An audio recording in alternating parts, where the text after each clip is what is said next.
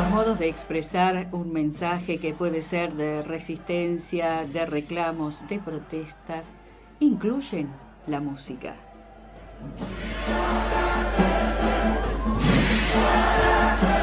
La orquesta de Pernambuco continúa diciendo "Fuera Temer", "Fora Temer" en Brasil. Y para eso eligió la obra del compositor Carl Orff, Carmina Burana, con toda la fuerza y la potencia expresiva que tiene esa música para plantear un mensaje político.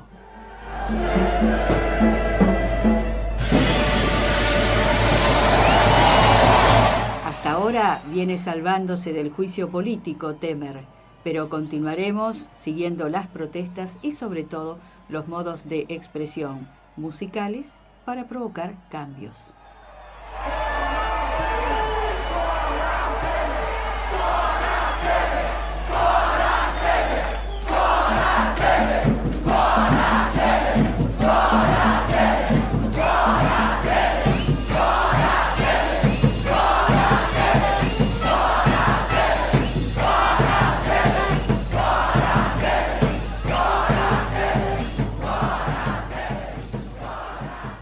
Hola, buenas tardes. Esto es Archivos y Pantallas por Radio La Tosca.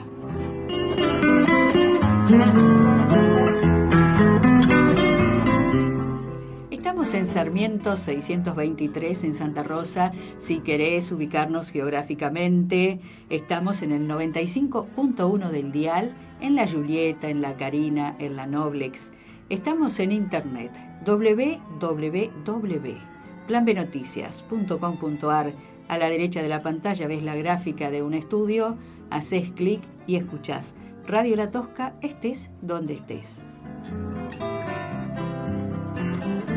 Una posibilidad más para quienes tienen los tiempos acotados: los archivos y pantallas son subidos a YouTube.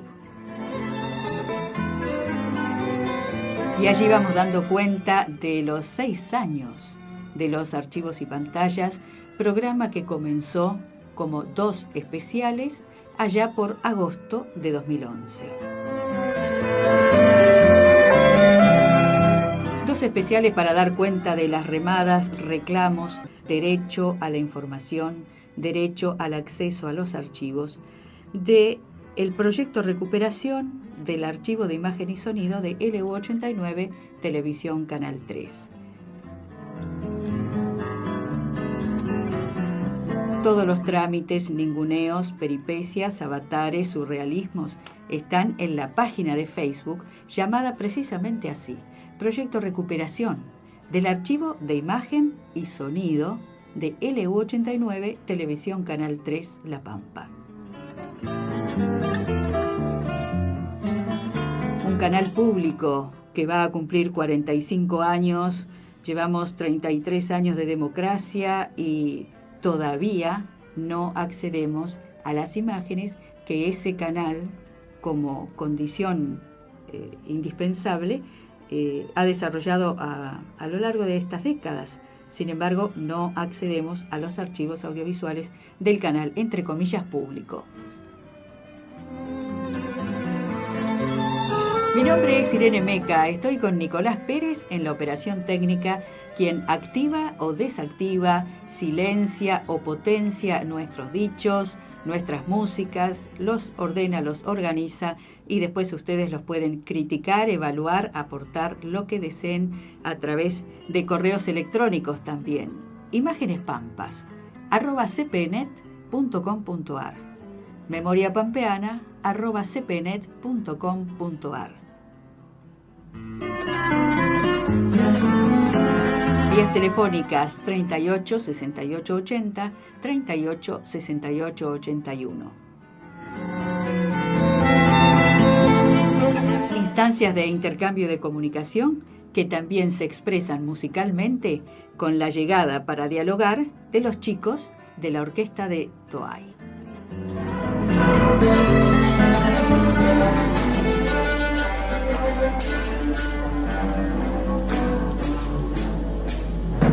Claro en el monte es la composición de nuestra pianista y compositora pampeana Viviana Dal Santo.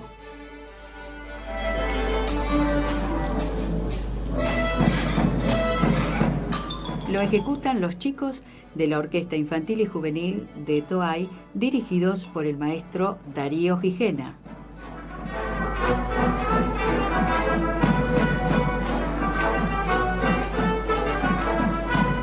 La maravilla de participar de la creación y recreación de la obra Claro en el Monte, poniéndose en diálogo con los maestros de la epopeya del riego.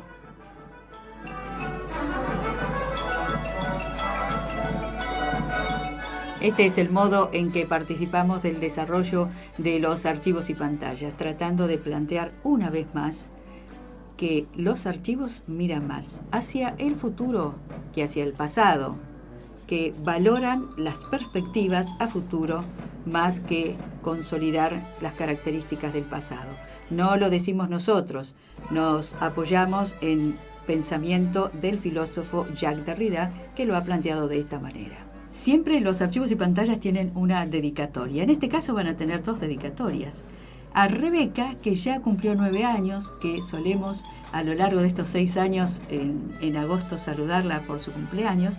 A Rebeca le encanta la música, le encanta cantar y sus padres cantan en el coro, así que ella también cuando va con su hermano canta en el coro. La dedicatoria número 1 es para Rebeca, de los archivos y pantallas, y para Víctor Vargas Filgueira, el autor de Mi Sangre Yagán. Alguien que decide tomar la voz propia de los yaganes y presentar un libro. La semana pasada estuvimos con Rosa Maldonado, hablando de los tejidos y las prácticas ancestrales del pueblo Ranquel, del pueblo mapuche, y en este caso queremos saludar a Víctor Vargas Filgueira, con quien nos comunicamos y estaremos en contacto en los próximos archivos y pantallas, porque sintió el imperativo espiritual, emocional, de poner en palabra las prácticas y los relatos de su madre. Eso ya está, ese testimonio ya pertenece a la cultura de Tierra del Fuego y a la cultura de la Argentina en general.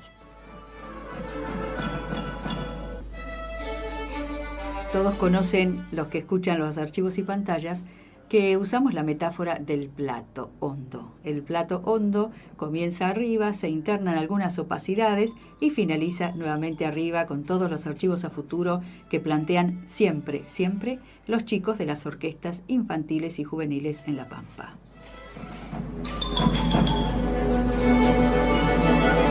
Es el momento entonces de comenzar arriba y después comentamos aquellas opacidades del poder político y el entramado político, judicial, sindical, empresarial.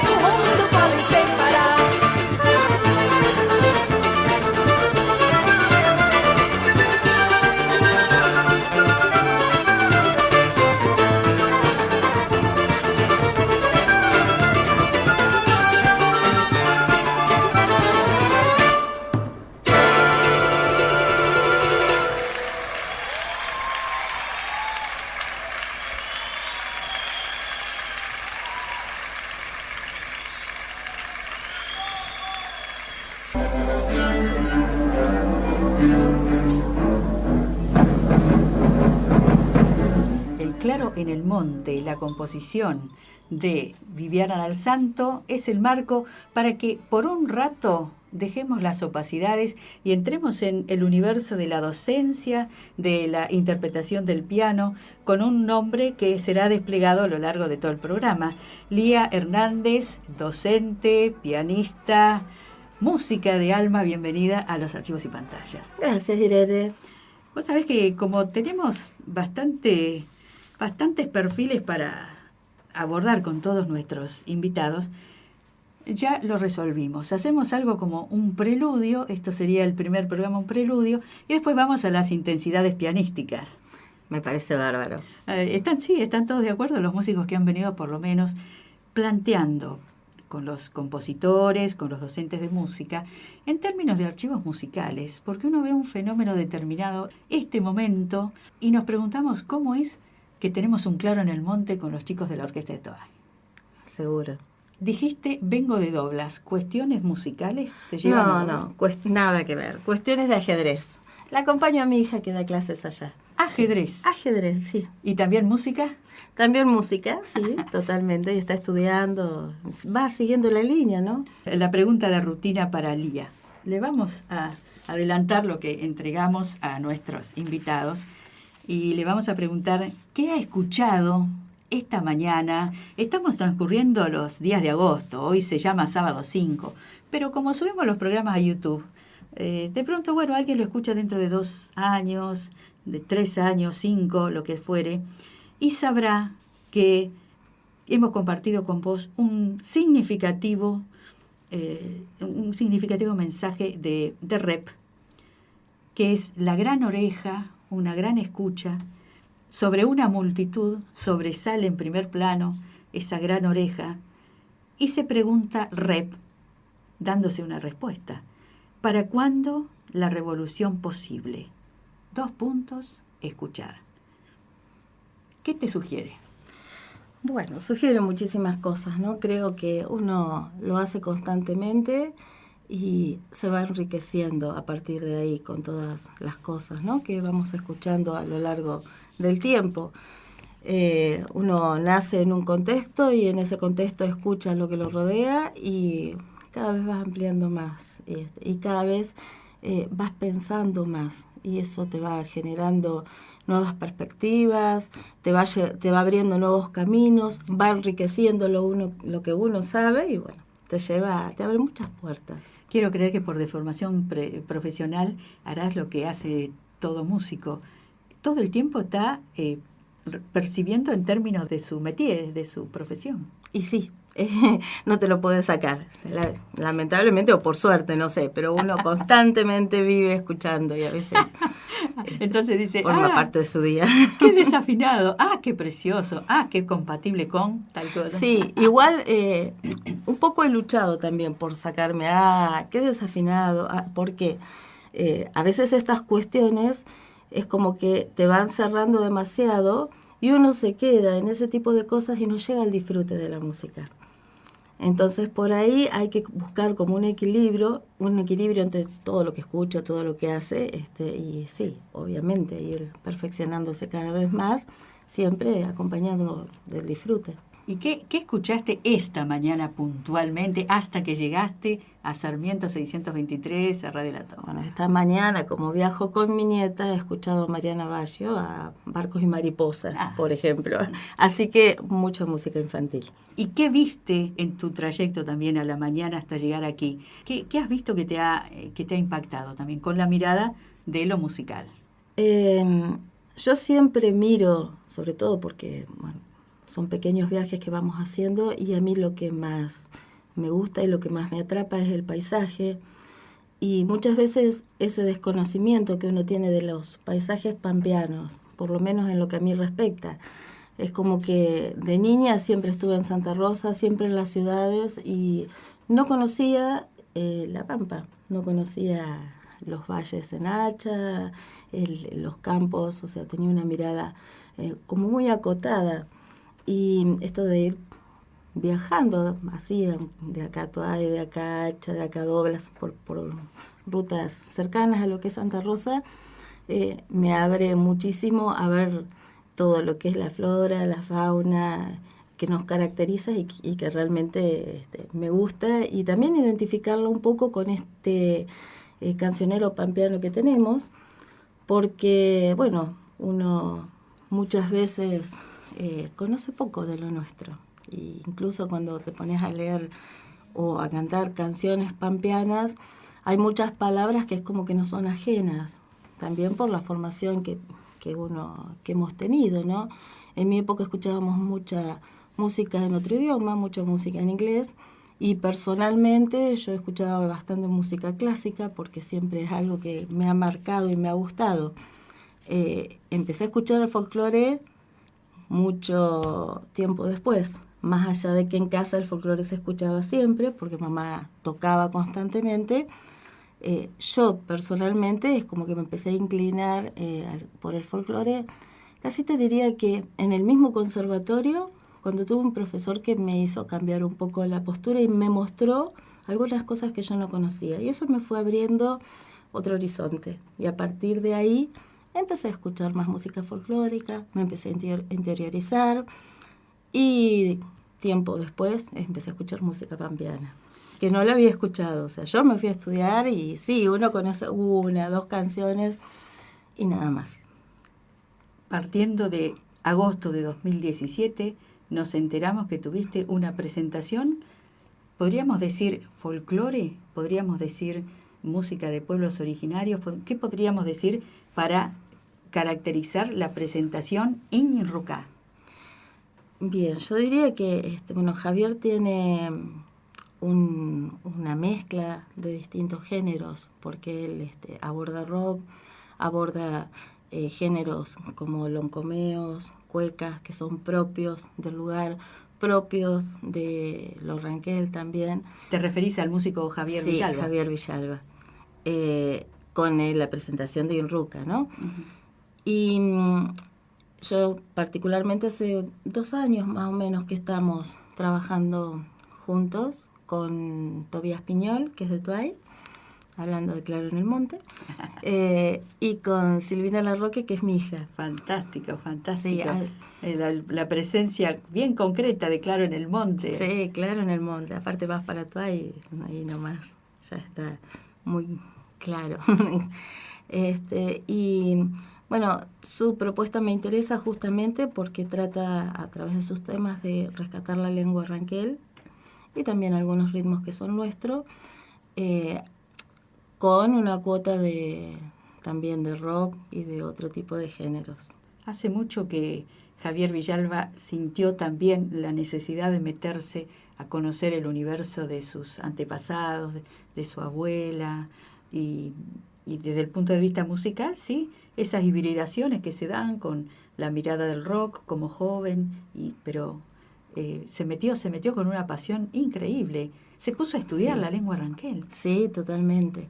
Qué lindo sería que se enseñe, ¿no? Para que no se pierda. Hay algunos intentos no suficientemente apoyados. Sí. Y hay poco material, por lo menos en lo que yo veo por ahí. Uno busca y no es tan accesible, o recién es como que se están empezando a encontrar algunas cosas. Sin embargo, también hay material que uno desconoce. Y cuando hemos hecho encuentros, por ejemplo, con el CREAR, que es donde yo trabajo el año pasado, con Edgar Morisoli, con Lalo Molina, con temas de ellos puntualmente.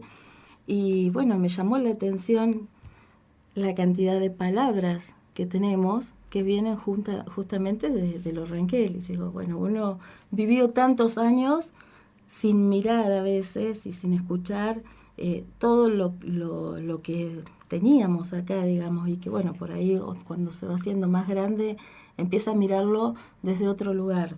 Sí, y además eso es un imperativo, ¿no? La necesidad de bucear en las raíces propias. Sí, es una necesidad, creo, ¿no? Antes de preguntarte por tus raíces, el nombre de Sin Mecenas, ¿por qué? Bien, el nombre de Sin Mecenas ya lo tenía Javier con su banda anterior, y justamente Sin Mecenas, porque no tenía ningún... Es una declaración de independencia. De todos modos te comento que ya no somos Sin Mecenas, somos huarquenes. Hemos cambiado el nombre. que significa mensajeros. Qué preciosa palabra. La eligió Javier. Digamos, entonces, ¿están consolidando este encuentro musical? Sí. Cuando Javier hace Inruca, recién ahí nos empezamos. Bueno, Tobías viene tocando con él hace muchísimo tiempo ya, desde que era chico. Cuando él va produciendo Inruca, ingresé yo y más tarde mi hija. No me quiero ir todavía a la cuestión de tu formación de conservatorio. ¿Hay alguna vertiente familiar que te lleva a cuestiones de pueblos originarios? ¿Tus abuelos de dónde son? Sinceramente lo desconozco. Yo soy 75% española, digamos, de León, de Salamanca. De Salamanca. Y hay un 25% de que no sé para dónde o de dónde es, digamos. Así que, no sé, es un tipo de música que me gusta. Me gustan los giros, me llaman, me gusta la temática y el rescate de la lengua. Me siento bien haciéndola y lo disfruto mucho. Tenemos que decir que Lía es la hija de alguien paradigmático como docente y pianista aquí en La Pampa, y que si hay algo que podemos asociar con Lía es la música clásica y la formación rigurosa.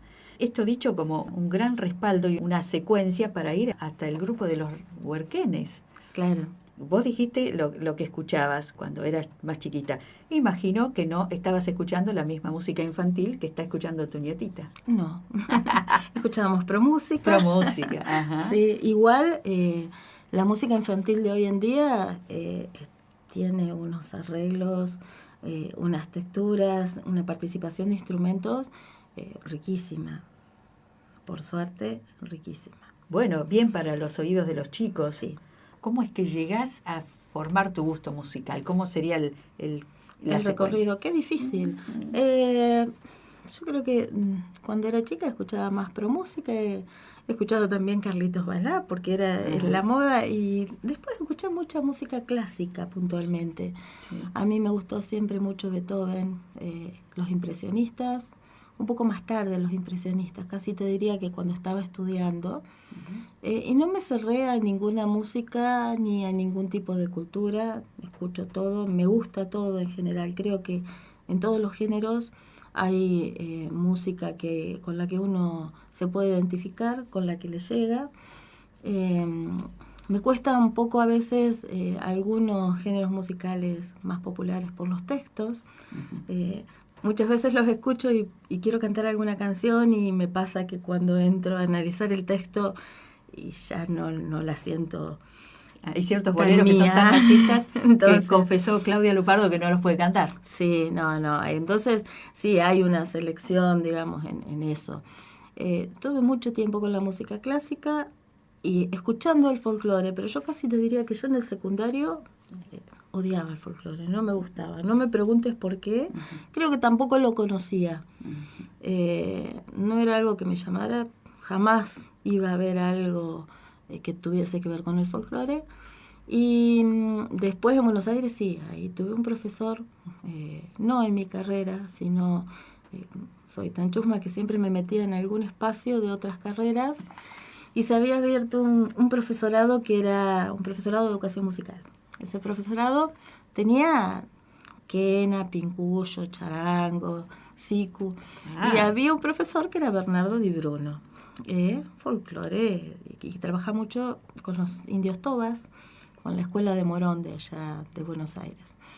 Empecé con él, así ya te digo, cursando algunas materias de ese profesorado. ¿Del Conservatorio Nacional? Del Conservatorio, es más, es una carrera que se abrió por un tiempo nada más. Yo creo que fueron 4 o 5 años y se cerró enseguida porque no tenía mucha cabida, era todo demasiado académico. Esto como que desestructuraba el academicismo que tenía el mismo conservatorio en su momento, al menos a mi criterio, ¿no? Y este profesor nos empezó enseñándonos bagualas, gritando con todas las inflexiones, las bajaditas. Y uno siempre tan como etiquetado con la música clásica, nos costó mucho abordar bagualas. Y primero como que uno se reía, con el tiempo y con las clases empezamos a vivenciar otro tipo de cosas y empezamos a querer esa música, que bueno, es nuestra, ¿no? Lo que estás contando es formidable para poder comprender cuánto necesitan los chicos y las chiquitas, los pibes, de ese estímulo. El profesor, a ver, ¿cómo se canta una baguala? Perfecto, pero yo imagino tu niñez y adolescencia a la mañana, a la tarde y a la noche escuchando sonatas en un piano. Sí, todo el tiempo, porque estaba lleno de alumnos en casa. Y folclore, porque mamá también hacía folclore. Pero sí, fue como un poco más una baguala, que era la voz pura, largando el grito desde adentro. Y uno siempre había estudiado como cuidando la voz, que tenías que colocarla y proyectarla, pero de distinta manera, con otra técnica. Así que fue como un impacto bastante grande. Y también un carisma en el profesor, porque nos reíamos en algún momento y él nos dejaba. Y él también se reía. Y de a poco empezamos a cambiar esa visión, ¿no? Pero ¿pudiste comprender lo que dice Salvador Dalí, que para hacer algo totalmente libre y abstracto en la pintura, atrás tiene que haber una academia sólida?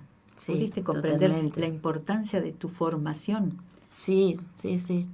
Que no es solo lo intuitivo, lo visceral. No, yo creo que las dos formaciones son importantes. Creo que justamente a veces lo que tiene lo académico es que es demasiado riguroso. No digo en todos lados, hoy por hoy ya es como que hay cosas que se van cambiando.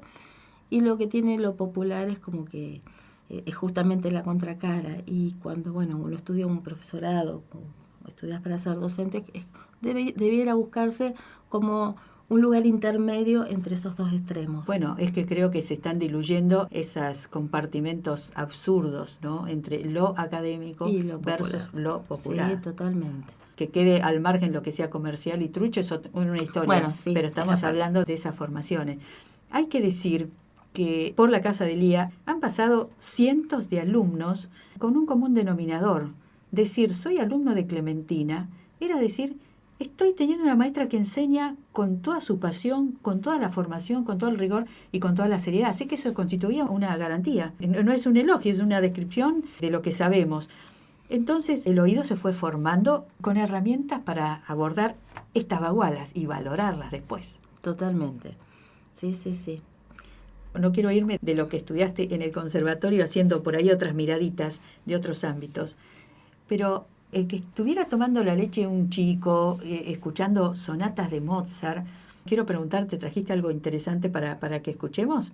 ¿O querés que escuchemos a Carmela Capella, aunque sea un minuto, porque acá cometemos esa herejía? Como es valioso la charla, solamente ponemos un minutito. De el Carmela Capella haciendo la pequeña serenata nocturna, una vocalización. Bueno, a ver qué opinas.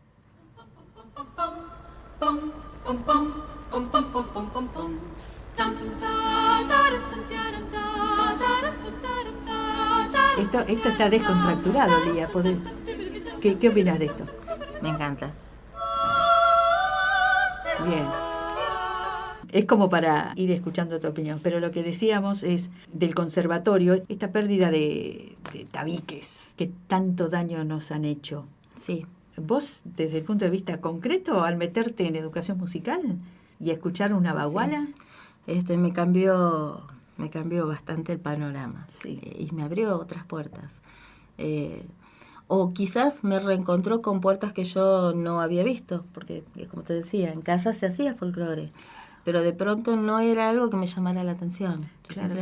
Estaba más tirada para la música clásica. La impronta era la música clásica, y aquí vengo con la palabra musicalidad, porque cuando te invité hace bastante tiempo a los archivos y pantallas, dijimos, ¿cómo se puede definir la musicalidad de un pueblo? ¿Cómo se puede definir esa atmósfera, ¿no?, que nos va acompañando? En tu caso es algo maravilloso, te acompañaba una atmósfera de armonías musicales y de talento, ¿no? En otros casos hay más dolores, gritos y violencias. Y sí, porque además todo lo que uno va aprendiendo en la casa es como que va quedando plasmado y no es fácil cuando no es, digamos, lo llevas encima, no te lo podés sacar de encima. Y si de pronto uno pasa malos momentos, transcurre algo malo, aprende algo mal, desaprender lo aprendido lleva casi el mismo tiempo. Entonces, pero cuando te dije la palabra musicalidad, un poco más y me remontaste al principio de los tiempos, a los orígenes, porque me dijiste, claro, siempre estamos rodeados de... ¿Qué quisiste decir? En lo que te sugirió, porque me abriste un panorama, sí, que se lo podemos contar a todos. Sí, en realidad estaba pensando, que en definitiva, en síntesis, la palabra musicalidad es una palabra algo complicada de definir, no me parece que sea algo sencilla y que a veces también tiene que ver con la subjetividad o con los distintos lugares donde se lo mire. De todos modos, para mí la musicalidad puntualmente está muy relacionada con lo que es hacer música desde el corazón, así en palabras simples y sencillas, ¿no? Poder sentirla desde chico. A veces uno hace música y no la siente, que también es otra realidad. Y poder desarrollarlo a través de toda una carrera, a través de toda una vida. Poder desarrollarlo siempre teniendo en cuenta esto emocional que nos está rodeando y que nos está pasando, ¿no? Y a partir de ahí poder transmitir, conectarse en lo profundo con la música. Me dijiste que nos rodea la música desde todas las épocas de la historia, desde que nacemos. Y Camilo Camiletti respondió con un interrogante cuando le preguntamos, ¿hace falta aprender a leer y escribir para estudiar música? Y él dijo, pero si alguien está escuchando música desde que nació. Claro, y sí. ¿Incluís la cuestión de la naturaleza en esa musicalidad?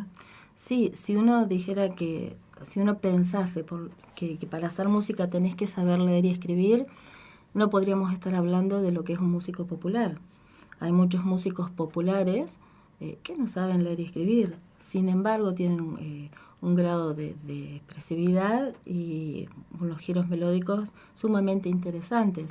La música que nos rodea nos va formando también día a día y eso se ve. Creo que lo que tiene que ver con la escritura, con la lectura, si bien es necesario, no es indispensable. No define la musicalidad en una persona, ni en un niño, ni en... Así que ya se perdió ese mito de no toques de oído. Y volvemos más o menos a lo mismo. Creo que en realidad hay cuestiones que, el estudio te va enriqueciendo también lo otro. Por eso esta cuestión de que se junten las distintas posturas y se pueda llegar y se pueda superar también y poder lograr mejores cosas. Lía, dijimos que podemos abordar el perfil como pianista, como docente, y en este caso con la incursión en los ritmos de los pueblos originarios. ¿Qué trajiste de música que quieras que nos empiece a acompañar? Bien, si querés podemos escuchar, hay un tema que dice Cueca, que es de Javier Villalba. Es una cuequita que tiene que ver con el problema de los ríos. Crecida en Cueca se llama. ¿La letra? Javier, todo de Javier, música y letra Javier Villalba.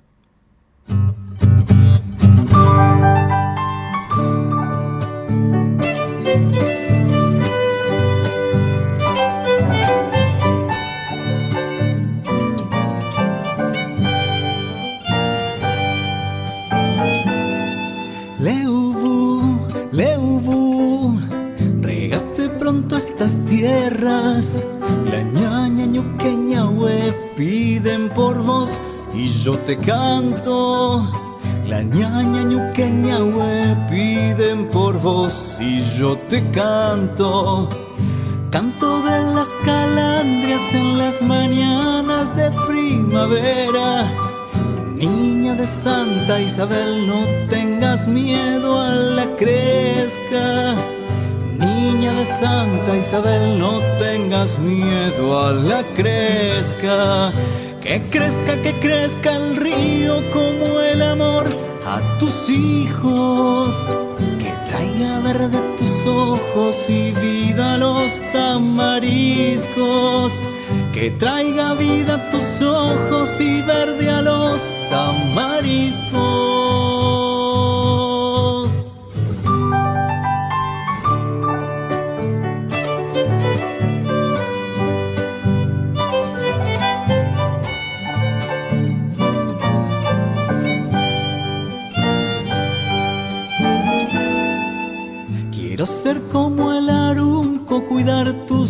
días, cuidar tus noches, descansar solo un ratito y que no haya tiempo para reproches. Descansar solo un ratito y que no haya tiempo para reproches. No sé si esto es una cueca, mi canto es débil, triste o bello. Nació en el Nogoche, va para el Gran Tutacuello. Nació en el Nogoche, va para el Gran Tutacuello. Y al Bardino,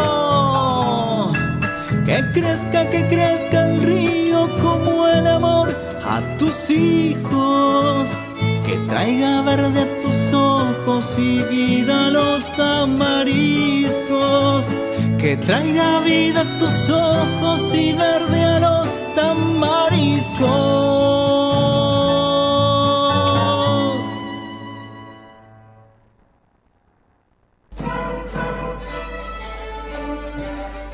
La cueca es el piano de Lía Hernández y el violín es de Tobías Piñol. Y la voz es de Javier Villalba. Estábamos diciendo fuera de micrófono la alegría de grabar con Federico Camilletti, una garantía de amor a la música también. Archivos y pantallas en Radio La Tosca, los sábados a las 4 de la tarde.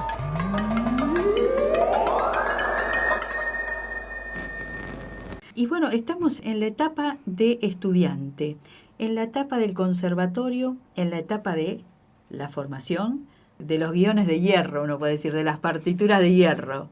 ¿Tenías esa preocupación de esta manera se toca a Bach?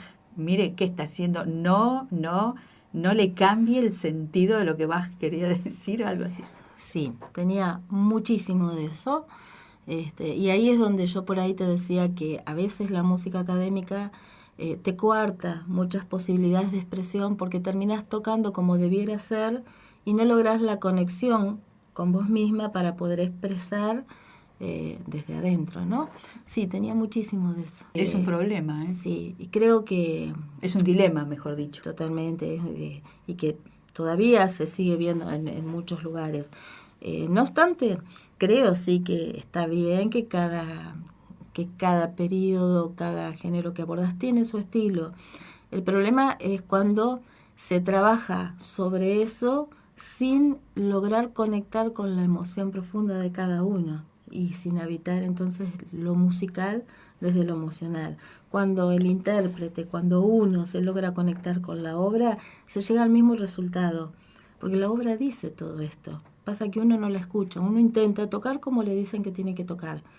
Si uno escucha la obra, mira, se compenetra, llega al mismo lugar, pero desde otro lado, desde el lado del disfrute, desde el lado de poder interpretar lo que nos quiso decir Bach, Scarlatti, Beethoven. Tremendo desafío. Sí, igual el conservatorio tiene mucho de esto, ¿no? Cuando yo entré a estudiar, entré con un maestro que lo vi el año anterior en televisión, me gustó muchísimo, me gustó los alumnos que presentó, acá lo vi en Santa Rosa, y me acuerdo en qué programa, y cuando fui allá, pasó por el pasillo, yo lo vi, yo dije, yo quiero estudiar con ese profesor. No era fácil entrar allá con cualquier profesor, o sea, siempre hay un grupito de 2 o 3 profesores como que cuesta porque todo el mundo quería estudiar con ellos. En este caso yo quería estudiar con Juan Carlos Arabián, mi compañero, que bien lo conoce, Jorge Parodi, con Antoniazzi, que en varias oportunidades vino a Santa Rosa La Pampa, Aldo Antoniazzi. Estás hablando de un triunvirato, sí. Sí, entonces, claro, no era fácil entrar con ellos. Ellos te tomaban una audición. Yo el primer año que fui no pedí entrar con nadie, no me acuerdo Jorge, no, ninguno de los dos. Los dos entramos con la condesita, le decíamos, Isabel von Basenheim. Isabel no era tan técnica y era muy expresiva, trabajaba mucho la expresión, el cantar con la voz. Y eso estuvo muy bueno porque yo pude tomar de ellas muchas cosas, nos hacía tocar constantemente. Fue la época en donde nos invitaron para tocar por el Camu también. Y ella enseguida nos incentivaba a tocar. Pero bueno, por ahí había cuestiones técnicas que como que obstaculizaban un poquito esta cuestión de poder interpretar algunas partes. Y al año siguiente nos cambiamos. Ahí sí, Jorge pasó con Aldo Antoniazzi y yo me fui con Juan Carlos Arabián, que era un poco más técnico. Y bueno, uno va tomando de sus profesores lo que necesita, digamos. Y estaba bueno, yo estuve con él, terminé el conservatorio con él y sí, trabajé mucho la parte técnica. Los jóvenes estudiantes Jorge Parodi y Lía Hernández van a estudiar al conservatorio, nada menos que con maestrazos como Aldo Antoniazzi, que ha hecho una recuperación de la obra de Clementi. Uno dice que, pero además que ser humano fantástico y generoso como maestro hasta hace poquito tiempo, sí. No sé si no sigue dando clase. Y el maestro Arabián. Ahora, Jorge Parodi y Lía Hernández, ¿qué podés decir de, si querés escuchar primero la voz de Jorge Parodi y después vamos a comentar algo, porque tenemos la sorpresa de la trayectoria que él ha desarrollado en los Estados Unidos y ahora dirigiendo coros y una ópera también. Sí. ¿Querés escuchar lo que decía? Dale.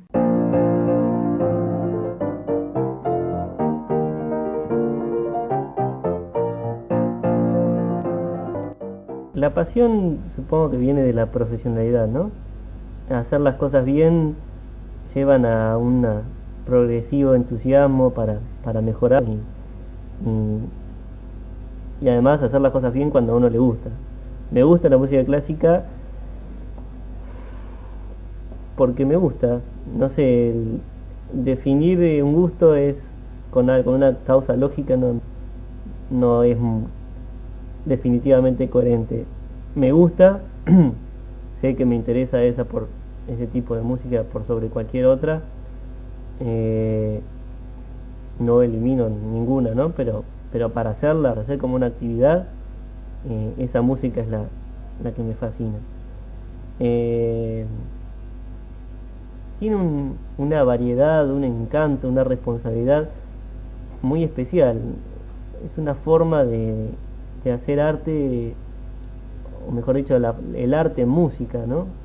Y la creatividad, el vuelo que se logra con este tipo de música, la música clásica es muy, muy alto. Por eso me gusta. ¿Cuáles son tus sueños con este tipo de música? Soñar se sueña mucho. Habría que ver hasta dónde vamos nosotros, ¿no? Es una cuestión de sueños en la realización. Composición me gusta.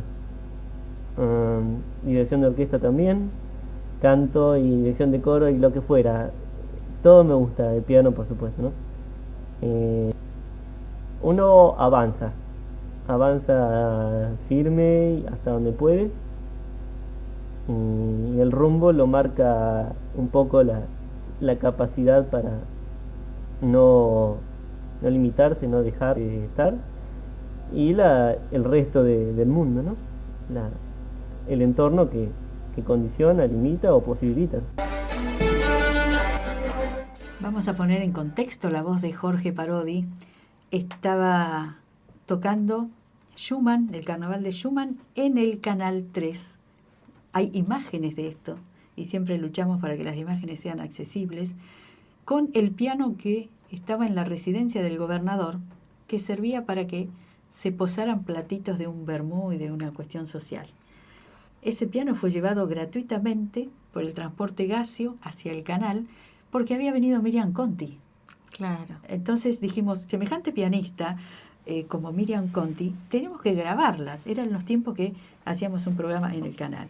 Dio la posibilidad de que estaba Jorge Parodi también, bueno, y ya vimos todo lo que él tenía pensado respecto de la música y lo que él quería hacer con la música, ¿no? Totalmente. Siempre tuvo en claro lo que quería.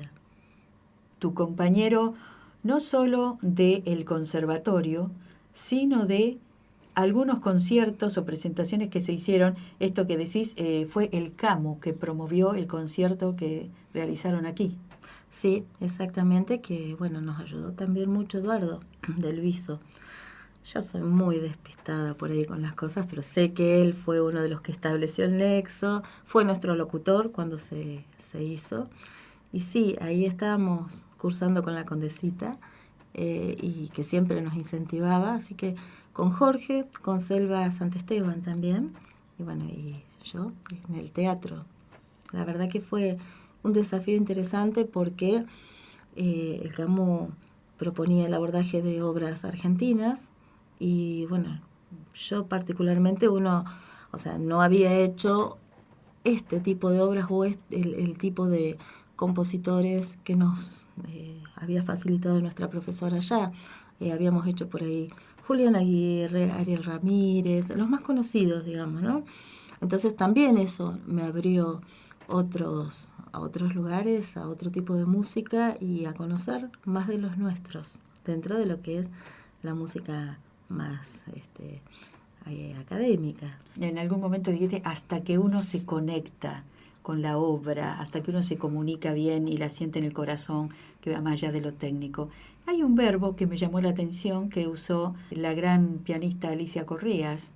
La pregunta era más o menos así, ¿no? ¿Cómo haces para poder interpretar durante 20, 25, 30 minutos una obra y puede pasar un tren y vos estás ahí conectado con ese estilo, dialogando con ese autor?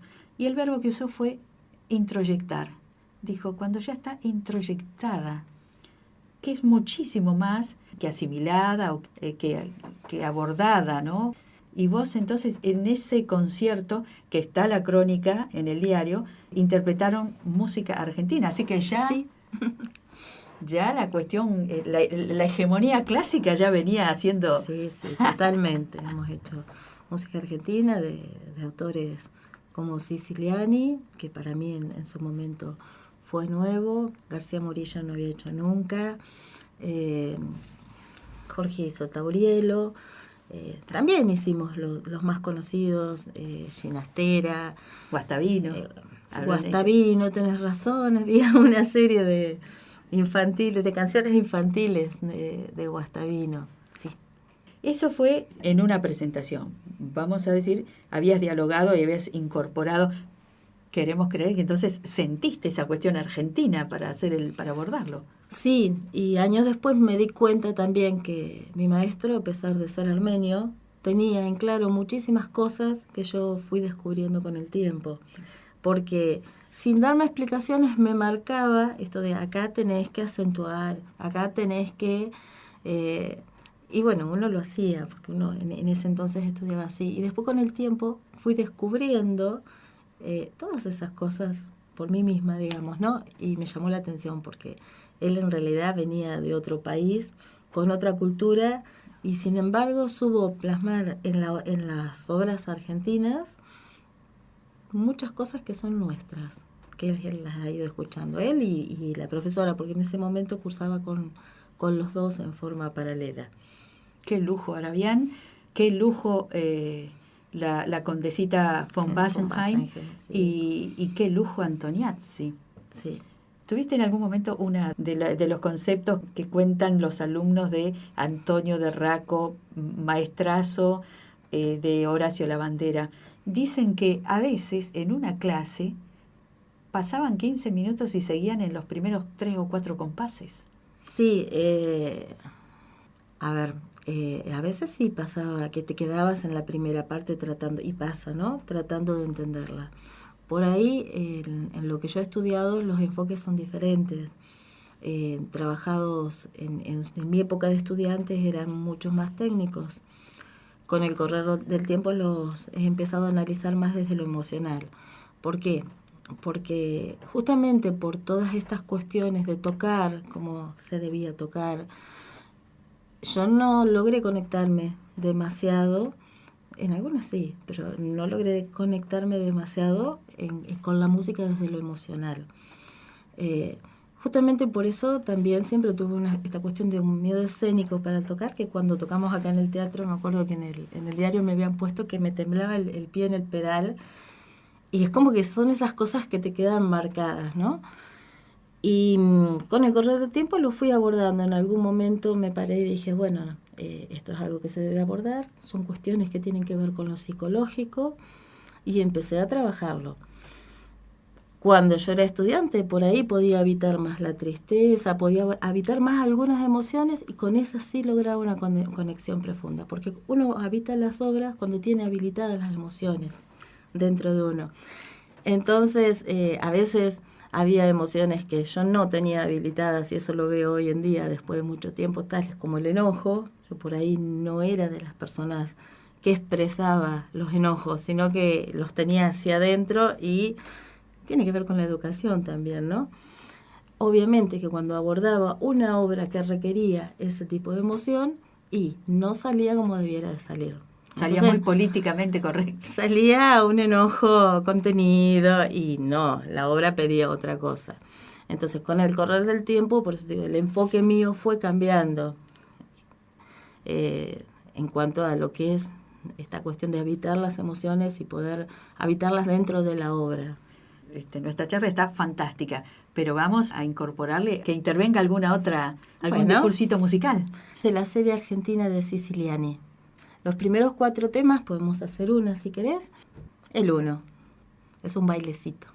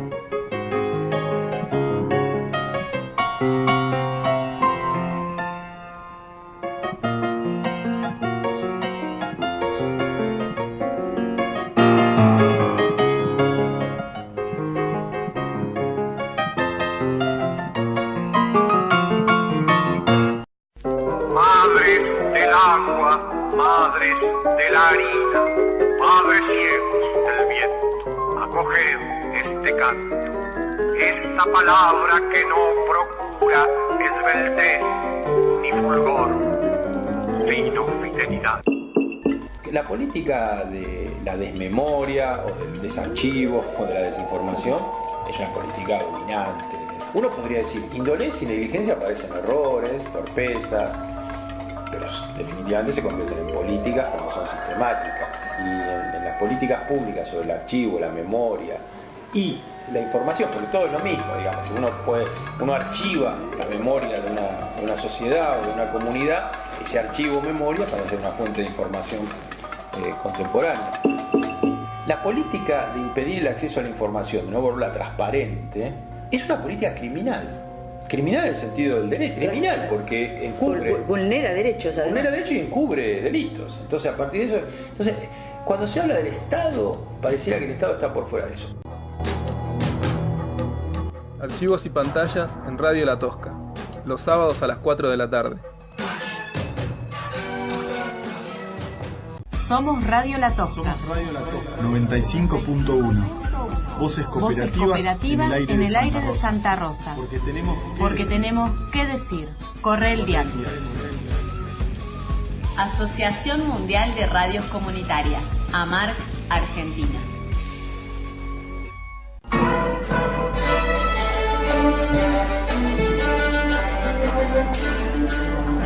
Vamos a precisar las fechas.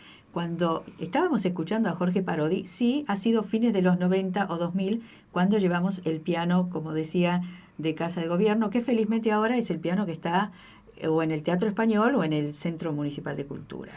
Pero en ese momento estaba para hacer sociales y recibir los platitos del vermú. Pero eso es con Jorge Parodi, esa voz.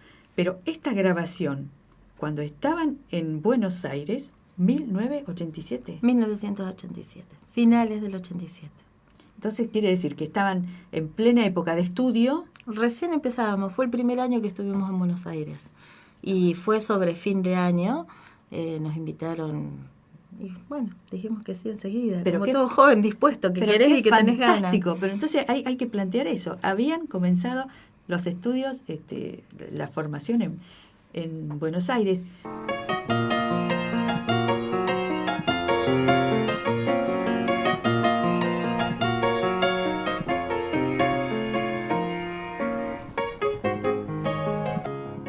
Hablando de las emociones y habitar las obras, ¿no? Sentir que se habitan las obras. El maestro Antonio de Raco, como te había comentado, a la vez maestro de Horacio Labandera y de otros grandes, pariente de los grandes pianistas Karen Lechner y César Tiempo. Antonio de Raco estaba tocando a los 93 años. Sí. Pero contó, y me parece que te va a gustar escuchar la voz, cuando había un pasaje que te desvelaba, pasaje de una dificultad técnica o de una complejidad que vos decías, voy a llegar ahí y no lo voy a poder hacer. En el Teatro Colón, un concierto, creo que de Arthur Schnabel, no me acuerdo qué gran pianista de aquel tiempo, o algún gran pianista que fue a ver él cómo interpretaba Beethoven. Y él sabía que había un pasaje de una sonata de Beethoven que él realmente le era una especie de bisagra, que había que pasarla para poder seguir y que él ya empezaba a transpirar, incluso antes de empezar a tocar la sonata, sabiendo que iba a llegar ahí. Llegó este pianista alemán que estaba tocando Beethoven a ese pasaje y él me contaba, Antonio, me dice, yo vi qué pasó y yo me sentí absolutamente anonadado, que para mí era una especie de drama terrible y el hombre pasó como si estuviera caminando por la calle. A partir de ahí, él me contaba, empezó a razonar cómo había que trabajar pianísticamente sobre sí mismo para poder elaborar algún tipo de técnicas novedosas en la interpretación del piano desde el punto de vista técnico. Él había dado como una clase magistral en el Conservatorio de la Lucila, el Conservatorio Provincial, y mostró exhaustivamente el trabajo técnico que él realizaba, que tiene que ver específicamente con la soltura y la relajación, sin la cual es muy difícil el abordaje de las obras muy grandes del repertorio pianístico. Y como por entonces yo tocaba obras muy importantes y tenía realmente una dificultad seria para relajarme en la totalidad, al escuchar que estaba él tratando específicamente este tema, fui y bueno, se produjo un enamoramiento a primera vista de toda su metodología, de toda su técnica y de toda su musicalidad.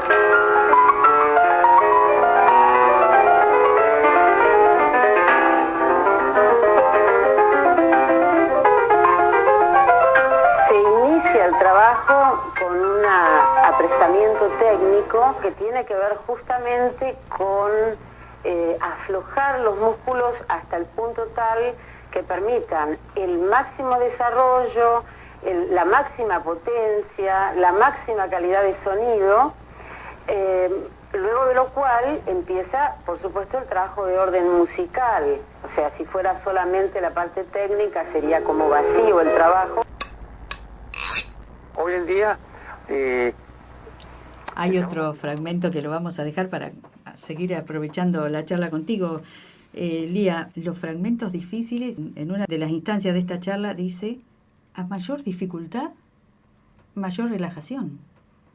Sí, el problema es cómo juega lo psicológico ante la dificultad, porque vos sabes que viene una parte difícil y ya te estás predisponiendo mal. Entonces, justamente ahí está donde cuando más conectados está uno con lo musical, con lo emocional, es cuando podés abordar ese pasaje sin problemas. De todos modos, uno tiene que estar preparado técnicamente. Es decir, hay una cuestión que tiene que ver con lo anatómico, con lo muscular, y las obras también dependen de eso. Entonces, por un lado, la técnica es importante. Yo no puedo abordar una obra si no estoy preparado técnicamente para esa obra. Entonces, requiere de un trabajo interesante desde preparar el músculo, preparar la elongación, la caída. Si yo no tengo esa técnica, no voy a lograr ese pasaje. A veces, bueno, uno pretende abordar obras para las cuales todavía no está preparado y pasan estas cosas. Ahora, si técnicamente estoy preparado, si uno lo puede hacer en la casa tranquilamente, bueno, entonces se debiera poder, digamos, buscándolo siempre desde la conexión y desde el disfrute. Y ahí juega lo otro, la mirada del otro. Muchas veces cuando vas a tocar, sentís la mirada del otro. Algunos no y otros sí. Y eso a veces es lo que también frena un poquitito o te da un poco de nervios, este tipo de cosas. Te digo que sí, es un gran desafío. Él lo resolvió en esa frase, pero está planteando un trabajo, una lucha. Sí, sí, totalmente. De todas maneras, es como una gran consola donde tenés que acomodar las variables, ¿no? Acá no me importa la mirada del otro, acá estoy trabajando lo muscular, acá estoy buscando la musicalidad. Claro, hay un trabajo que es previo al escenario, hay un trabajo que se hace en la casa, y en ese trabajo uno...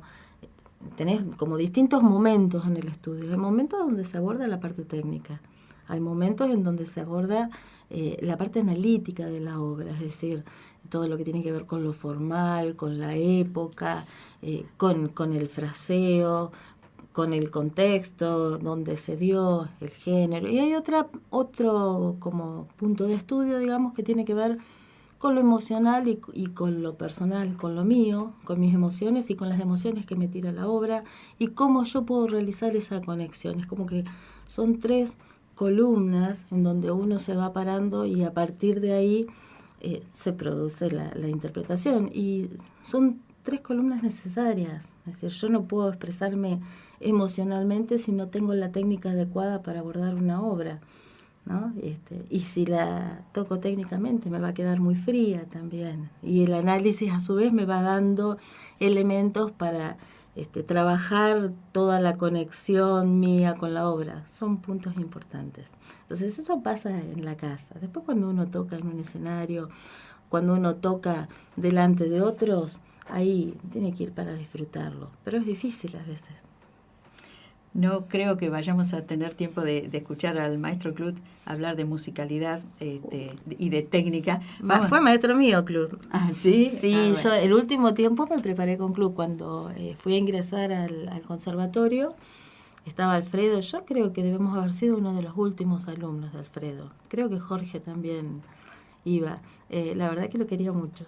Y Mario Figueroa también, y Mario tiene el recuerdo de la gratitud hacia Alfredo Clut porque le ayudó a definirse, si iba a ir hacia la guitarra, si iba a ir hacia dirigir coros, hacia piano. Claro.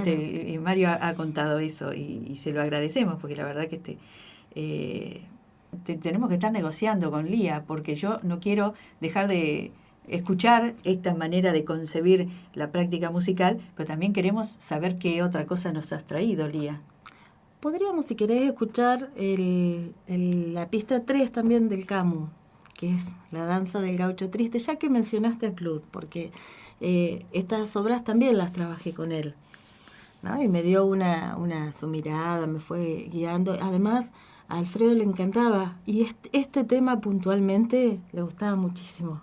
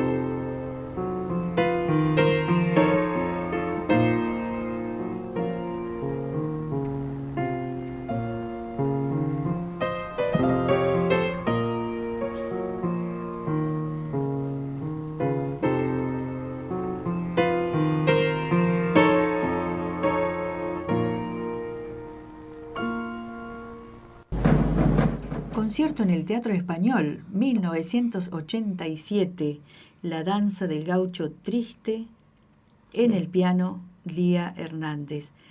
Qué joyas que nos estás compartiendo, Lía, porque pertenecen a los 80 y a principios y finales de los 80, a una época en que, como vos decías, Alfredo Klut estaba dando todo lo que podía, después de haber dado todo como docente en el hogar escuela.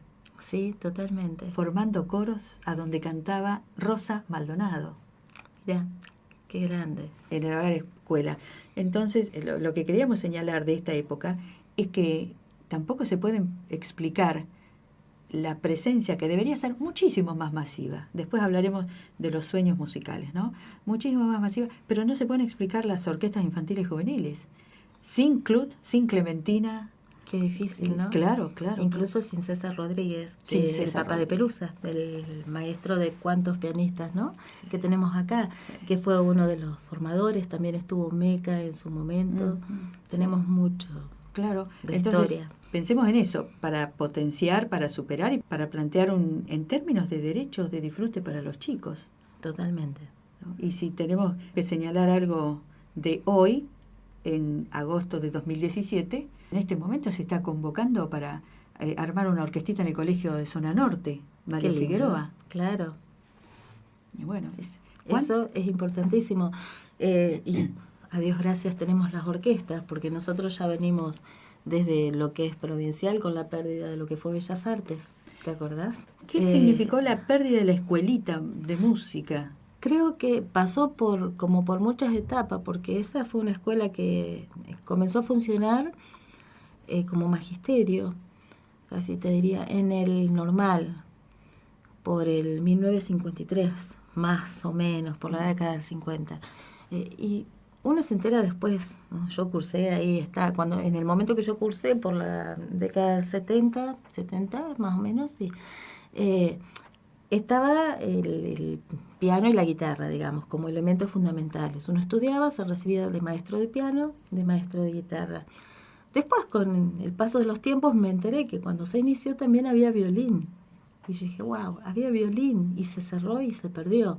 Así como se perdió toda la escuela de violín, también se perdió lo de piano y de guitarra. Y era, porque ya tampoco, la única escuela en donde íbamos de niños, ¿no? 9 años, 8, 9, 10 años, a estudiar música. Cuando viene todo el cambio en el finales de 1990, comienzos del 2000, se fue cerrando la Escuela de Música de Bellas Artes y bueno, surge el CREAR, digamos, este instituto de formación docente de nivel terciario, con un título avalado por Nación. Pero bueno, lamentablemente perdimos la Escuela de Música. Está muy interesante toda la cuestión que tiene que ver con este terciario que está avalado, el título te sirve para cualquier parte del país, pero la escuelita de música fue una pérdida que nunca volvimos a recuperar, por más que hicimos nuestros intentos, nuestros esfuerzos. Hoy por hoy, bueno, si bien hay otras alternativas, muchas de ellas son privadas. La municipalidad tiene una tecnicatura, pero también para la tecnicatura no van los nenes más chiquititos, creo que 14, 15 años recién ahí podrían ir. Entonces todo este semillero de niños se fue perdiendo. Es gravísimo. Es grave. Es gravísimo como daño social, cultural. Totalmente. Es grave y bueno, a Dios gracias tenemos las orquestas y tenemos la tecnicatura, ¿no? Que es como que van supliendo esto, pero es una pena que se haya cerrado la Escuela de Bellas Artes. Sobre todo porque ahora comprendemos mucho más cuántos derechos se conculcan de los niños y niñas. Sí. Porque se ha mencionado que ya hay países que están promoviendo el derecho al canto desde el primer grado, desde los inicios, ¿no? Sí. Y siempre con el absurdo argumento de la falta de presupuesto. Sí, pero bueno, hay falta de presupuesto para algunas cosas y para otras no. Lamentablemente para la cultura y con de que que pasábamos a terciario, digamos, y que necesitábamos mayor carga horaria, las horas de la escuelita de música fueron a parar al CREAR. Pero también es cierto que las horas de aquellos docentes que se fueron jubilando, que en esa época fueron bastantes, esas se fueron perdiendo. Los procesos burocráticos, administrativos, presupuestarios a favor del empobrecimiento cultural. Sí, y siempre hay que pelear, Irene. Hoy en día también cuesta y a veces nosotros tenemos un trayecto previo que estamos tratando de defender y vivimos peleándolo día a día para que no lo cierran. Entonces, sí, inclusive la cuestión de los espacios. Sí. Hubo una respuesta desde el ministerio absurda, arréglense entre ustedes. Sí, totalmente. Pongamos un baño en toda la casa de gobierno, arréglense entre ustedes. Sí, sí. Lo que conlleva además, ahí a mí me preocupaba siempre otra cosa, esta convivencia entre un adulto y un adolescente, ¿no? Un chico de 13, 14 años que está conviviendo con un chico de 20 o de 40 o de 60, porque nosotros en el CREAR tenemos alumnos de distintas edades. Entonces, personalmente a mí me gusta como separar un poquitito. Lo defendemos todo el tiempo, sí. Lo ha planteado Roberto César, lo ha planteado Claudia Lupardo, lo ha planteado Natacha Jiménez Somavilla, que ha venido y se ha sorprendido acá, ¿no? Con las posibilidades que se obturan a partir de cuestiones que se pueden resolver, Sí. Hay un texto formidable de Pinky Pumilla que habla de que presupuestos hay. Ahora, sí. ¿A dónde van esos dinerillos? Seguro. Archivos y pantallas en Radio La Tosca, los sábados a las 4 de la tarde.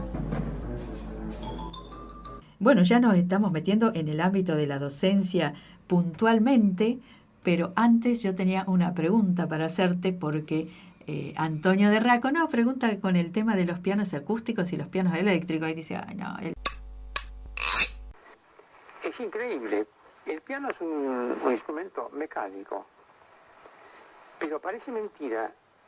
Si uno baja la tecla con un lápiz, nunca va a salir el sonido cálido que tiene que ser. Tiene que bajarlo con el dedo, pero además, no solamente bajar la tecla, sino hacer como hacen los violinistas, el vibrato. no así que tienen ellos. Nosotros hacemos una presión y cambia el sonido completamente. Y la diferencia es como, por ejemplo, la luz de una estrella o la luz de la luna. La luz de una estrella es porque tiene fuego propio. Y la de la luna es un reflejo, nada más. Entonces quiere decir que esto se le transmite al instrumento. Es increíble. Lo toco así.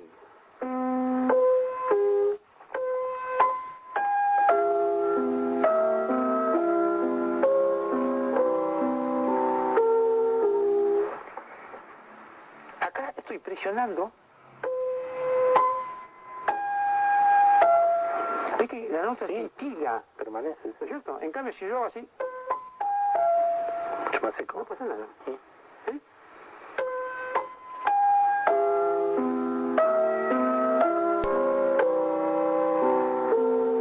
Pues todo esto es como si fuera una gran anacruza que termina reposando acá.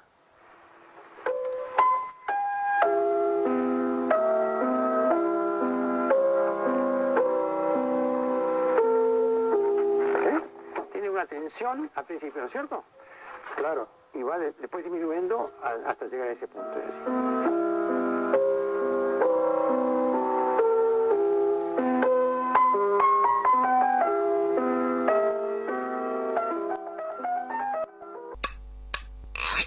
La relación es completamente distinta. A ver qué pensás vos. Pienso lo mismo. Bueno, son dos cosas diferentes. A mí me costó muchísimo ir al piano eléctrico. Yo venía tocando pianos acústicos. Allá en el conservatorio teníamos todos pianos de media cola. El piano de casa es un piano vertical. Y la conexión con la tecla de mármol, la conexión con el instrumento es como que es más cálida, es diferente. El pedal es distinto, los armónicos que producen son distintos y el teclado acústico siempre es como más frío, cuesta mucho más expresar, por lo menos a mí personalmente me cuesta muchísimo más expresar a través del teclado y también si uno, a veces como que suenan más duros, ¿no? Igual hoy por hoy han mejorado muchísimo la calidad de los teclados. Igual así me encanta tocar en los acústicos. Inclusive lo que te devuelve el instrumento. Sí, totalmente. Aparte el pedal, yo le preguntaba a Camilo Camiletti la otra vez, el pedal no funciona igual, yo no lo siento igual. Y no, nada que ver, el pedal de una cuerda que vos pones en un piano acústico no lo tenés, por más que traten de emularlo lo más... Super Yamaha, no. siglo XXI. No funciona. Igual hay que rescatar que, bueno, hoy por hoy podés tocar en todos lados. Sí. Yo tengo los pianos y los llevo a todos lados. Sí.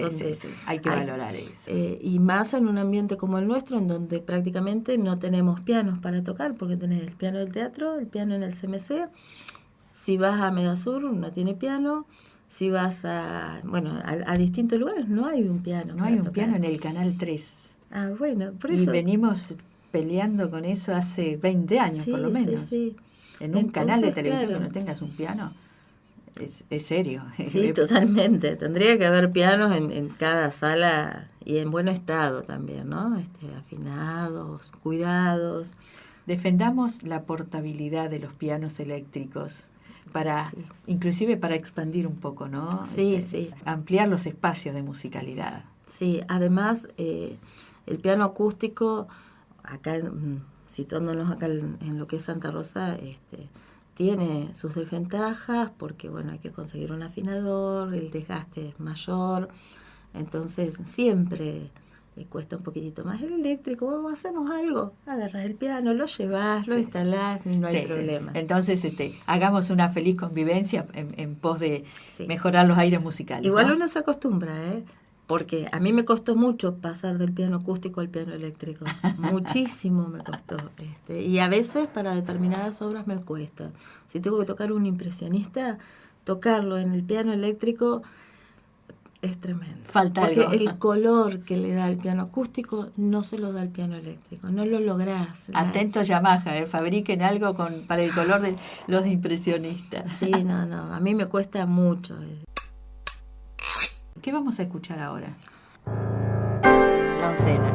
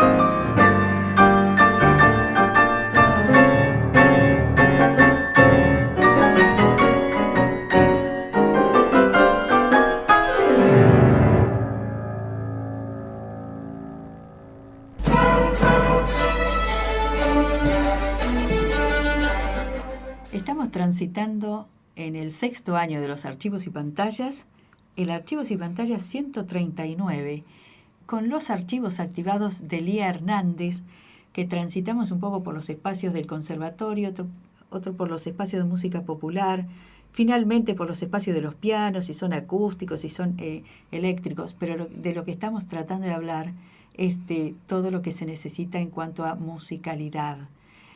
Y estábamos vinculando a los jóvenes estudiantes de fines de los 80, Lía Hernández y Jorge Parodi, que comenzaban precisamente en ese momento, y con el concierto que dieron acá, habían comenzado los estudios musicales. Esta oncena, decías que... Tiene dificultades rítmicas interesantes. Es un arreglo de Lilian Saba. Lilian Saba tiene muchísimos arreglos argentinos de nuestro país. Es una docente, profesora, es muy agradable su forma de ser. Trabaja en Avellaneda, en la Escuela de Música Popular, y tiene en su formación, vas a poder escuchar cuestiones que la vinculan con lo folclórico, y por ahí cuando se va al jazz también. Bueno, estamos hablando de maestros y estamos vinculando a varios docentes, ¿no? También de aquí, de nuestro crear. Y vamos a escuchar a Jorge Parodi, porque querés escuchar a Jorge Parodi, cuando precisamente a principios de los 2000 estaba tocando y acompañando en algunas obras que sí tienen imágenes, reiteramos esto, sí hay archivos audiovisuales de esta grabación en Canal 3. Vamos a escucharlo a Jorge Parodi tocando el piano, a Gladys Martino cantando y al maestro Alfredo Klut hablando de tecnicismos.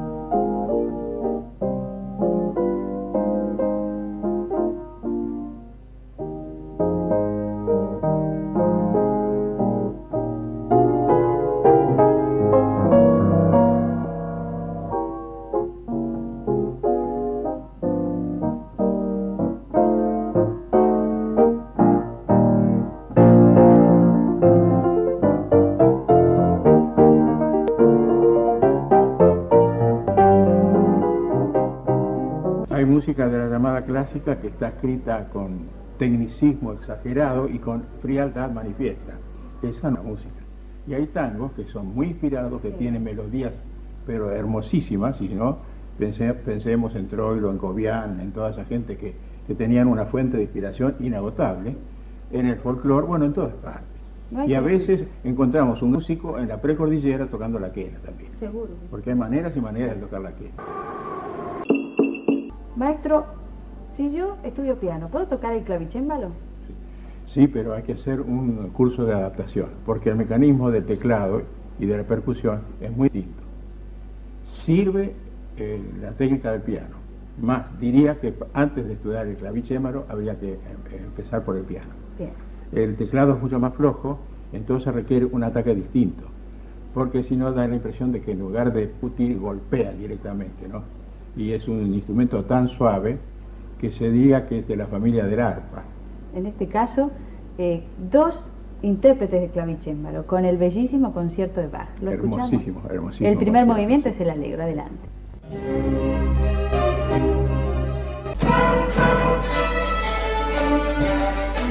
No hay concierto, otra vez, no hay concierto de clavicémbalo, pero queríamos escuchar, sí, la voz de Alfredo Kluth. Lía, se nos está acabando el tiempo, pero no queríamos dejar de señalar en las intensidades pianísticas, cuando tengamos el próximo programa, hablaremos más en profundidad del cosmos llamado crear, la cuestión docente, todo lo que tenés que transferir de lo que hemos estado abordando cuando enseñás piano, cuando enseñás dirección coral, cuando enseñás formación vocal, cuando enseñás lenguaje musical. Pero quisiéramos ir cerrando con la misma pregunta que les he hecho a otras voces de los archivos y pantallas, que también son archivos en sí mismos, porque han visto este crecimiento y verificaciones de todo lo que falta en los 80, en los 90. Preguntaba, ¿qué más se necesita? ¿Qué es lo más urgente? Transporte, edificios acústicos, y es unánime pedir formación, docentes. Sí, faltan cosas, faltan también elementos, pero la formación es esencial, capacitaciones faltan, sería interesante, siempre capacitaciones de otras áreas, pero capacitaciones específicas en música hay pocas, podría haber muchas más, y más vinculadas hacia el lado de la docencia. Y si hablamos de lo pianístico puntualmente, prácticamente no hay, muy poco. No hay clínica de piano. No, creo que ha habido muy poquititas, es más, creo que Lugo vino hace unos años atrás, pero fueron 4 horitas y en realidad no se puede trabajar en 4 horas algo, y han venido algunos, pero son contadas. Estamos hablando de Luis Lugo, el gran pianista cubano cuya formación se realizó en Rusia, y la verdad que es cierto que no alcanzó el tiempo. Tuve el honor de estar allí de observadora. Qué difícil todo el mundo de los ritmos que estuvo planteando Luis Lugo. No vamos a tener tiempo de poner algo de Luis Lugo, pero estamos hablando de que hay grandes talentos con mucha entrega y generosidad, pero falta. Sí, falta mucho más. Fue muy linda la capacitación de Hilda Herrero. Porque además tuvo continuidad. Vino 3, 4 veces y vinieron sus discípulos cuando ella no podía venir. Ese tipo de capacitaciones realmente es el que sirve. Y faltan muchísimo más, porque estamos hablando de un instrumento. Continuidad y articulación. Sí, totalmente. Lía, bueno, ya tenemos que ir escuchando a los chicos de la orquesta promover esa zona de promesas, porque lo que queremos es que se concreten las zonas de promesa. ¿Alguno de los maestros que te haya marcado, que tenés siempre presente algunos ejes puntualmente? Puntualmente, es que son varios y depende en dónde. Es difícil, sí. En el instrumento yo lo aprecio mucho y lo quiero mucho a Juan Carlos Arabián. En lo vocal, Sergio Tulián y Vivian Tabush, en lo que tiene que ver lo coral. Y en lo personal, porque son más que maestros, todos ellos. Creo que son los que más me han marcado. Después hay otros que han marcado como cambios o que me han presentado otros horizontes, como te decía, de Bernardo Di Bruno. Pero bueno, puntualmente Sergio como persona excelente. Yo he estudiado canto con él y Vivian Tabush. Son maestros que, claro, es lo que decía Fernández Larguía, ¿no? Hay otra cosa, además, de la música y la musicalidad, está esa dimensión humana. Totalmente, sí.